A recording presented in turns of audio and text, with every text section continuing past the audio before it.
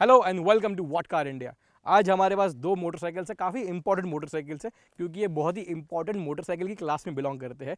Basically 150 160 CC motorcycles जो ideally होती है नेचुरल फॉर्म ऑफ अपग्रेड अगर आपके पास 100 सीसी या 125 सीसी की मोटरसाइकिल हो तो। और इस वीडियो में हम बात करने वाले हैं ऐसे दो मोटरसाइकिल्स की जो काफ़ी टाइम से लोगों की चहेती रह चुकी है। यहाँ पर है टीवीएस की अपाचे RTR 160 2 वॉल्व और वहाँ पर है ऋषभ के साथ द पल्सर P150 जो बहुत ही नई मोटरसाइकिल है। काफ़ी सारा वर्क किया गया है इस मोटरसाइकिल पर, इसकी चासी नहीं है, इंजन पर काफ़ी सारा रीडिज़ाइनिंग किया गया है। और इस वीडियो में हम देखने वाले हैं कौन सी मोटरसाइकिल है बेटर चॉइस आपके पैसे के लिए।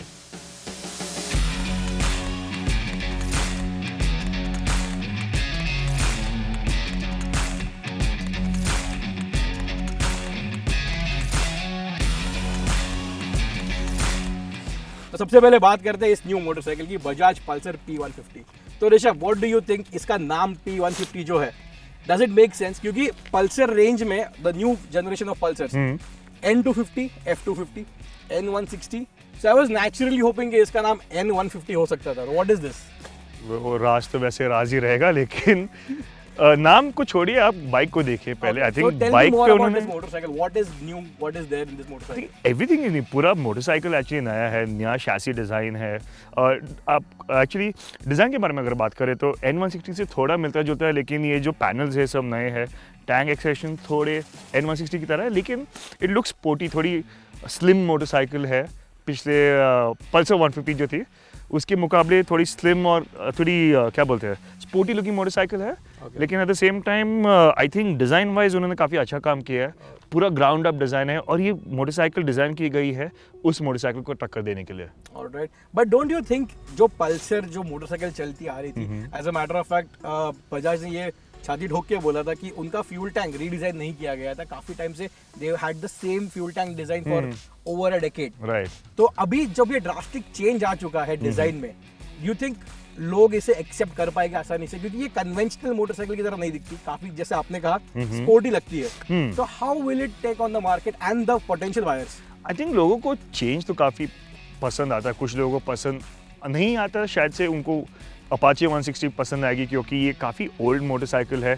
थोड़े पैनल्स अगर आप देखें तो थोड़ी चेंजेस किए हैं उन्होंने, कलर नया है, ग्राफिक्स नए हैं, लेकिन फिर भी एक ओल्ड मोटरसाइकिल है। कुछ लोगों को वो ट्रेडिशनल डिज़ाइन पसंद आता है, लेकिन कुछ लोगों को ये नया नया डिज़ाइन काफ़ी पसंद आएगा। अगर आप देखें तो पल्सर 150 एक एग्जीक्यूटिव के लिए बनाई गई है, जो उन्होंने शायद से हमारे उनको they've gone into their first job, पहला जॉब मिला है। Safe to say that this motorcycle is now for 20 to 25 ऐसा कहा जा सकता है, और ये 25 to 35 age group.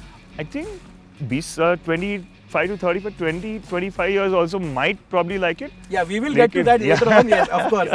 This is also, it's old but it's still very young at heart. Of course, इस वीडियो में हम इसके बारे में और बातें करेंगे, तो ये वीडियो को अंत तक देखना मत भूलिएगा।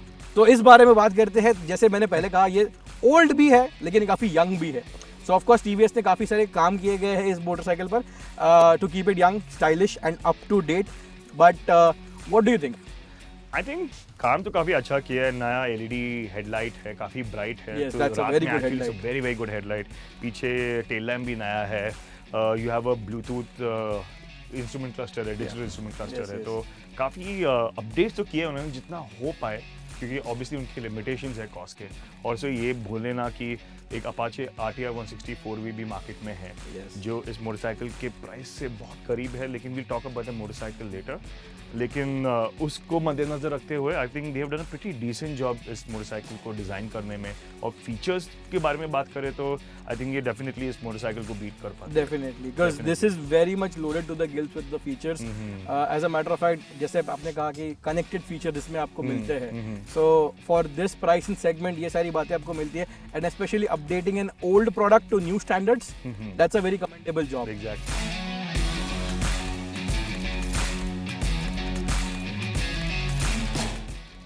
इनफैक्ट ये मोटरसाइकिल अभी भी काफ़ी बड़े नंबर्स में बिकती है, इसलिए टीवीएस ने अभी भी इस मोटरसाइकिल को बनाए रखा है इस मार्केट में, क्योंकि it's been around for 15 years, more than 15 years. Exactly, I was going to ask you about that कि ये मोटरसाइकिल इतनी पुरानी हो चुकी है, लगभग 15 साल पुरानी डिजाइन है। पहली बार मार्केट में आई थी तब जब हम स्कूल में हुआ करते थे। मैं तो कॉलेज में था। हाँ, मैं स्कूल में था, सॉरी। सो तब ये मोटरसाइकिल आई थी तब, और तब से लेकर आज तक लार्जली कुछ बदला नहीं गया है। काफी कन्वेंशनल लुकिंग मोटरसाइकिल है, but still it is up to the 2022 standards, soon 2023 standards.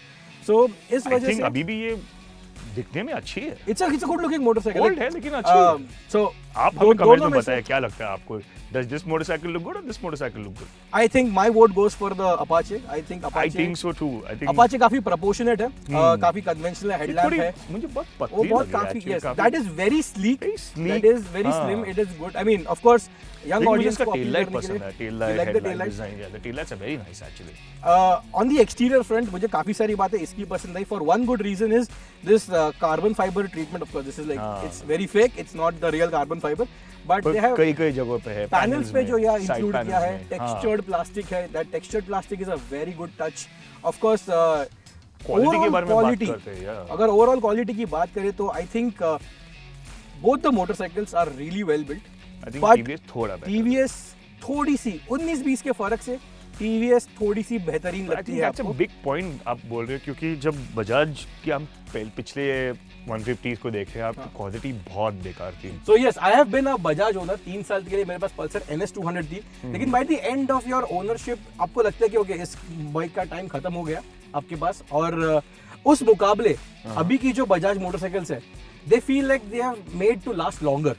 I think especially you can say that about ये जो नए रेंज ऑफ पल्सर्स या पल्सर F250, N250 या 160 के बारे में बात करें तो एक डेफिनेट स्टेप अप है क्वालिटी में. अगर आप पैनल की क्वालिटी को देखें, फिट एंड फिनिश को देखें, स्विच गियर की क्वालिटी को देखें, तो it is definitely reason. Not up to TVS levels. TVS अभी भी एक बेंचमार्क है सेगमेंट में. आप इस मोटरसाइकिल को ले ले या RTR 200 को ले ले, 160 को ले ले, it is definitely the better, the quality benchmark in the segment. लेकिन ज़रूर बजाज को दाद देना चाहूँगा, पीठ थपथपाना चाहूँगा उनकी, क्योंकि उन्होंने अपने क्वालिटी गेम को स्टेप अप किया है. It is really improved. So this brings us to the point कि क्वालिटी वाइज मोटरसाइकिल्स दोनों ही बेहतरीन है, लेकिन TVS 1 इंच या 1 सेंटीमीटर से आगे बढ़ जाती है. अब एक मोटरसाइकिल की बहुत ही इम्पॉर्टेंट एस्पेक्ट है इसकी इंजन, और पल्सर में लगा एक ब्रांड न्यू इंजन है, और ये इंजन वाकई में बेहतरीन है. It is so smooth, so refined. हम जब दोनों इस मोटरसाइकिल को चला रहे थे, वी कुडंट बिलीव ये एक बजाज का इंजन है. वाइब्रेशंस तो ना के बराबर है, और परफॉर्मेंस भी काफ़ी अच्छे लगे हमें. For 150cc I think it crosses 100 quite easily.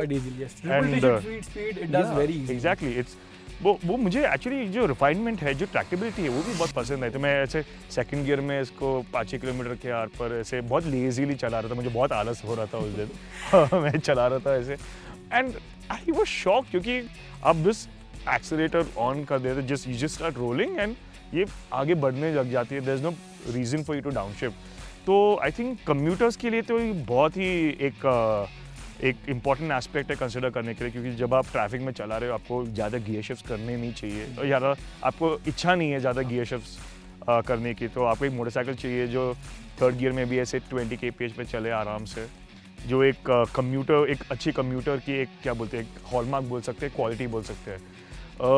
लेकिन रिफाइनमेंट के बारे में आई थिंक अपाचे की इंजन इतनी रिफाइन नहीं है. अपाचे की इंजन रिफाइन नहीं है, बट अपाचे की इंजन रिस्पॉन्सिव ज्यादा है. That's for sure. That's we because RTR race throttle response, so the bike lives up to that tag. लेकिन like you said, that is way smoother. Gear shift quality Pulsar की बहुत ज्यादा बेहतरीन है, better than TVS. लेकिन दोस्तों एक बात है, ये मोटरसाइकिल में 2 हॉर्स पावर ज्यादा है, और उसका जो फर्क है 2 हॉर्स पावर का, ये 150 क्लास में बहुत अच्छे से नजर आता है. ये मोटरसाइकिल ऑफ कोर्स दोनों ही मोटरसाइकिल 100 की स्पीड आराम से पकड़ लेती है, बट अपाचे वहां पर रुकती नहीं है. Apache tries to go to say 110, 120 की स्पीड तक जाना चाहती है, और अगर आप हल्के राइडर हो तो शायद आप आराम से कर सकते हो. जैसे मेरी एक बात है, मैं ये बात मानता हूँ कि गाड़ी, कार हो या मोटरसाइकिल हो, जिस तेजी से स्पीड बनाती है उतनी तेजी से गाड़ी रुकनी भी चाहिए. तो ब्रेक ऑब्वियसली उतनी तेजी. तो ब्रेकिंग डिपार्टमेंट में आते हैं, जैसे हमने ऑलरेडी एस्टैब्लिश कर लिया, दोनों काफ़ी तेज मोटरसाइकिल है फॉर द सेगमेंट. तो उस हिसाब से ब्रेकिंग कौन से मोटरसाइकिल की बेटर है, आपको क्या लगता है? आई थिंक मुझे लगता है TVS की ब्रेकिंग अच्छी है, not only because of the braking setup but also because it is got थोड़े और स्टिकी और ग्रिपियर टायर्स है इसके। इससे ब्रेकिंग आपको थोड़ी और कॉन्फिडेंस लगता है आपको ब्रेकिंग करने में। इसकी ब्रेक्स अच्छे हैं, ठीक है, लेकिन उसके कंपैरिजन में इतने अच्छे नहीं। सो मुझे क्या महसूस हुआ कि इसका जो ब्रेक बाइट है वो काफी स्ट्रांग है, बट ब्रेकिंग प्रोग्रेसिव नहीं है, पावर नहीं है, ब्रेकिंग पावर काफी कम है। बाइट एंड फीडबैक बहुत ही ज्यादा बेटर है उसका, बट ओवरऑल ब्रेकिंग और जिस तरह से गाड़ी रुकती है कॉन्फिडेंटली वो अपाचे ही करती है इस मामले में। I think hands down. I think अगर हैंडलिंग के बारे में भी अगर बात करें, अगेन अपाचे बहुत ही छोटा व्हील बेस है, कॉम्पैक्ट डायमेंशंस है, इसको ट्रैफिक में तो भाई ऐसे जैसे बोलते हैं ना, कट मार के निकल गए ऐसे छोटे छोटे गैप में से। That is what it made for, you know, ये बहुत आसानी से आप ट्रैफिक में चला सकते हैं। इसके डायमेंशंस और इसका जो ओवरऑल पोस्चर है वो हमारे इंडियन ट्रैफिक कंडीशंस के लिए काफी सूटेबल है मुझे लगता है। और ये क्योंकि ये व्हील बेस बहुत छोटा भी है तो बहुत अच्छी तरह इजीली फ्लिक भी होता है, side to side, side to side अच्छी से फ्लिक हो जाती है। ये थोड़ा और लेकिन लंबा व्हील बेस है, आई थिंक सम 50 mm ज्यादा लंबा व्हील बेस है इसका। 50 mm is a big margin, which is a big thing and I think overall और उस वजह से मोटरसाइकिल P150 उस वजह से थोड़ी ज्यादा प्लांटेड भी महसूस होती है। हाँ वो तो है, क्योंकि हाई स्पीड पर ये थोड़ी ट्विची लगती है, लेकिन ये थोड़ा प्लांटेड फील होता है 120 kph पर। Overall high speed stability Pulsar 150 की बेटर है, लेकिन ओवरऑल हैंडलिंग जो थोड़ी लो स्पीड पे मिड रेंज में फ्लिकेबिलिटी, कॉर्नरिंग अगर देखा जाए तो उस हिसाब में the Apache RTR 160 still has the upper hand.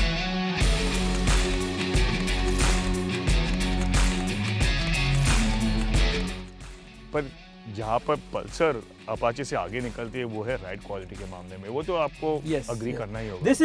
ये गाड़ी स्टिफ है, बड़ी अननेसेसरीली स्टिफ है। इनफैक्ट फ्रंट एंड आपने नोटिस किया कितनी बार bottom front end dives down और डाइव भी करता है, अगर आप ऐसे बड़े खड्डों पे अगर so it's only front wheel को घुसाते पीछे का सेटअप थोड़ा स्टिफ है, आगे का सेटअप काफी सॉफ्ट वेरी सॉफ्ट है। It just feels old school. आप वो ये सस्पेंशन एक एरिया है जहाँ पे कोई चेंजेस हुए नहीं है इतने सालों से, तो वहाँ पर अगर आप देखोगे एक टेलीस्कोपिक फोक है, डबल शॉक है। एग्जैक्टली, मैं आपको वही बता रहा था, इसका सुपीरियर सेटअप है, it's a monoshock suspension at the back. ये ड्यूल शॉक अब्जॉर्बर है, थोड़े मतलब ऑफ कोर्स ये गैस चार्ज है, but still dual shock absorber versus monoshock वो बहुत पुराने जमाने की बात हो गई। अभी काफी प्रोग्रेशन हो गया है, 15 साल पुरानी गाड़ी है, 15 साल पुराना सस्पेंशन है ना, 15 साल शायद से gas shock absorber later on आए थे, लेकिन फिर भी it's quite an old setup अगर देखा जाए तो। शैसी भी ओल्ड है पूरा, ये ब्रांड न्यू है राइड क्वालिटी वाइज में। इसलिए अगर आप खराब रास्तों पर मोटरसाइकिल को चलाने वाले हो, बिटवीन दीज टू अगर आपको चूज करना है तो ये इस मोटरसाइकिल की राइड क्वालिटी हैंड्स डाउन इसकी राइड क्वालिटी बेटर है। ओवरऑल अगर कंफर्ट और हैंडलिंग की बात करें, अगर मैं कंफर्ट पे ध्यान दूं तो उस मामले में TVS अपाचे RTR की सीट हाइट है 790, ऑफ कोर्स उसकी भी 790 की सीट हाइट है, लेकिन इसमें फ्लैट फुट आराम से हो पाता है। तो फिर भी अगर आपकी पैक की पोजीशन को देखें तो काफ़ी हाई है कंपेयर टू इस मोटरसाइकिल की पैक की पोजीशन को देखा जाए तो। और मुझे एक्चुअली लगता है मेरी हाइट 5 फीट 11 इंचेस है, तो काफ़ी ऊंचा आदमी हूँ, और even if you consider that काफ़ी स्पेशियस लगी मुझे ये राइडिंग पोजीशन। उसमें क्लिप ऑन हैंडलबार्स थोड़े आपकी तरफ है, थोड़ा इनवर्ड्स है, तो थोड़ा रेसिंग के लिए ठीक है जब आप ऐसे चला रहे हो, पर in the city. So overall let's call this cabin space, जैसे हम गाड़ी में बोलते हैं, तो इसका जो कैबिन स्पेस है वो काफी कम है, क्योंकि इंस्ट्रूमेंट क्लस्टर हैंडल बार वो आपके काफी करीब महसूस होता है, उसमें इतना महसूस नहीं होता, काफी वाइड है, काफी लेकिन अच्छा ऑफ कोर्स ये टॉप स्पेक वेरिएंट है जिसमें क्लिप ऑन हैंडल बार मिलता है। हाँ, लोअर वेरिएंट में आपको इस मोटरसाइकिल के साथ एक फ्लैट हैंडल बार मिलता है, और वो थोड़ा हाई अप है, वो हाई भी है ऑफ कोर्स, और सिंगल पीस सीट भी है, तो काफी कंफर्टेबल भी है। तो अगर आप सिर्फ कम्यूट करना चाहते हो शायद से आप वो वेरिएंट ज़रूर चूज़ कर सकते हैं, लेकिन थोड़ी और स्पोर्टीनेस चाहिए, थोड़ी स्पोर्टी राइडिंग पोजीशन चाहिए। बट ये बहुत ज़्यादा कमिटमेंट मांगती है, ये काफ़ी ज़्यादा है, बहुत ज़्यादा कमिटमेंट मांगती है। And as a matter of fact I tell you something, अगर आप देखें भी तो कैसे हमारे सज्जन यहाँ बैठे यहाँ पे पैक्सी पोजीशन को आप देख लीजिए, काफ़ी क्रैम्प्ड है। अगर क्राउच भी करे तो अगेन बहुत कम स्पेस है, जैसे मैं बोल रहा था। तो अगर आपका कद 5 फीट 10 इंच से ज़्यादा है, या आप हमारी तरह पराठे खाने वाले आदमियों में से है, तो शायद से आपको ये बहुत छोटा, बहुत क्रैम्प लगे। You should probably not consider this motorcycle। और जैसे अगर आप ऊंचे हो 6 फुट के आसपास हो तो शायद आपको ये मोटरसाइकिल चलाने में बहुत दिक्कत होगी, गिवन द फैक्ट कि मैं 5 फुट 8 इंचेस हूँ, और लॉक टू लॉक जब हैंडल घुमाते हैं तब ये हैंडल मेरे घुटने के बहुत करीब आ जाता है। तो इंडियन ट्रैफिक कंडीशंस में ये बहुत अच्छी बात है, क्योंकि जब बहुत जल्द घर पहुंच जाते हैं हम उस वजह से। लेकिन अगर हम कॉम्पैक्ट है इसलिए, लेकिन कोई और लंबा राइडर अगर यहाँ बैठे जिनके टांगे लंबी हो, तो शायद उन्हें ये जो एंगल है वो उन्हें काफी इसमें अड़चन आ सकती है और दिक्कत भी दे सकता है। तो अब फाइनली बात करते हैं वीडियो के अंत में इन दोनों मोटरसाइकिल्स के प्राइसिंग की। सरप्राइजिंगली ये पुरानी मोटरसाइकिल है, लेकिन ये ज़्यादा महंगी है compare to the new motorcycle. ये top of the line variant है जिसमें कनेक्टेड फीचर्स मिलते हैं आपको डिस्क ब्रेक मिलता है पीछे। तो इसकी प्राइसिंग है 1,24,000 एक शोरूम पर। इस बाइक की प्राइसिंग starts from 117 और इस जो ड्यूल डिस्क वेरिएंट है, split seat variant with the clip on, it's for 120। तो फिर भी ये इसको अंडरकट करती है काफ़ी सिग्निफिकेंट मार्जिन से। और आई थिंक अगर आप एक कम्यूटर चाहते हैं तो ये हैंड्स डाउन एक बेटर मोटरसाइकिल है, क्योंकि आप इंजन के रिफाइनमेंट को देखें, ट्रैक्टेबिलिटी को देखें, ईज़ ऑफ राइडेबिलिटी हम जैसे कहते हैं उसे देखें, कंफर्ट को देखें, राइड क्वालिटी को देखें। I think easily this is more modern motorcycle और ये चीपर है उससे। So there are only two things जो इसके लिए फेवर में है। इसकी बिल्ड क्वालिटी जो बेटर है थोड़ी सी, परफॉर्मेंस है, sorry 3 things, build quality, performance and features. Right.